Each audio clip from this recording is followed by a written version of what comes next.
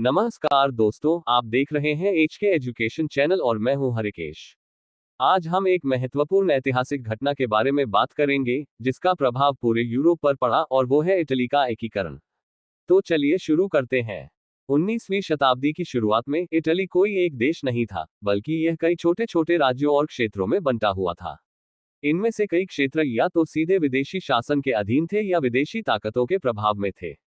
Italy में कुल मिलाकर कई राज्य थे, जैसे सार्डिनिया, नेपल्स, सिसिली, लोम्बार्डी, वेनेटिया और पोप का राज्य रोम। इन राज्यों का अलग अलग शासन था और अधिकांश पर ऑस्ट्रिया और फ्रांस का नियंत्रण था। एकीकरण की शुरुआत कैसे हुई? इटली के एकीकरण की प्रक्रिया को रिसोर्जिमेंटो कहा जाता है, जिसका मतलब है पुनरुत्थान। यह एकीकरण मुख्य रूप से तीन महान नेताओं के प्रयासों से संभव हुआ: काउंट कैवूर, ग्यूसेपे माजिनी और ग्यूसेपे गारिबाल्दी। काउंट कैवूर का योगदान। काउंट कैवूर सार्डिनिया के प्रधानमंत्री थे।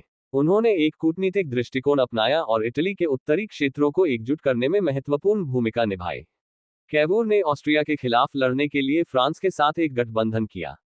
1859 में ऑस्ट्रिया के खिलाफ युद्ध में फ्रांस की मदद से इटली ने अपनी पहली बड़ी जीत दर्ज की और उत्तरी इटली के कई क्षेत्र ऑस्ट्रिया से मुक्त हो गए, जिनमें लोम्बार्डी प्रमुख था। ग्यूसेपे माजिनी का योगदान। ग्यूसेपे माजिनी एक क्रांतिकारी विचारक थे और उन्होंने यंग इटली नामक संगठन की स्थापना की थी। उनका सपना था एक स्वतंत्र और एकीकृत इटली। माजिनी का ये संगठन इटली के विभिन्न हिस्सों में राष्ट्रवादी विचारधारा का प्रसार करता रहा और लोगों को एकीकृत इटली के लिए प्रेरित करता रहा। ग्यूसेपे गारिबाल्दी का योगदान। अब आते हैं गारिबाल्दी की भूमिका पर, जिन्होंने इटली के एकीकरण में एक बड़ी और निर्णायक भूमिका निभाई। 1860 में गारिबाल्दी ने अपने 1000 अनुयायियों के साथ लाल कमीज आंदोलन का नेतृत्व किया। उन्होंने सिसिली द्वीप पर हमला किया और वहां के शासकों को हराकर सिसिली को स्वतंत्र कराया। इसके बाद गारिबाल्दी ने नेपल्स को भी जीत लिया। गारिबाल्दी की यह सफलता इटली के दक्षिणी हिस्सों को एकजुट करने की दिशा में एक बहुत बड़ा कदम था। इटली के राजा विक्टर इमैनुएल।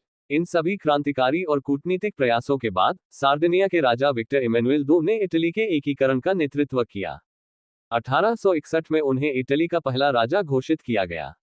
हालांकि उस समय तक रोम और वेनेटिया जैसे महत्वपूर्ण क्षेत्र अभी भी इटली में शामिल नहीं हुए थे।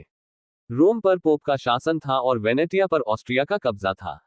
अंतिम एकीकरण। रोम और वेनेटिया को बाद में इटली में जोड़ा गया।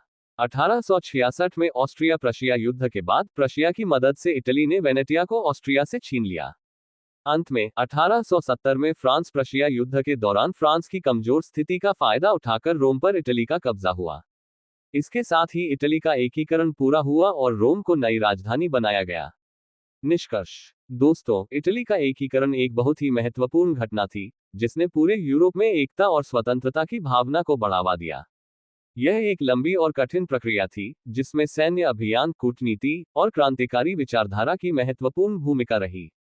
इटली के एकीकरण ने देश को आर्थिक, राजनीतिक और सांस्कृतिक रूप से मजबूत बनाया। अगर आपको यह वीडियो पसंद आया हो तो इसे लाइक करें, शेयर करें और हमारे चैनल एचके एजुकेशन को सब्सक्राइब करना न भूलें।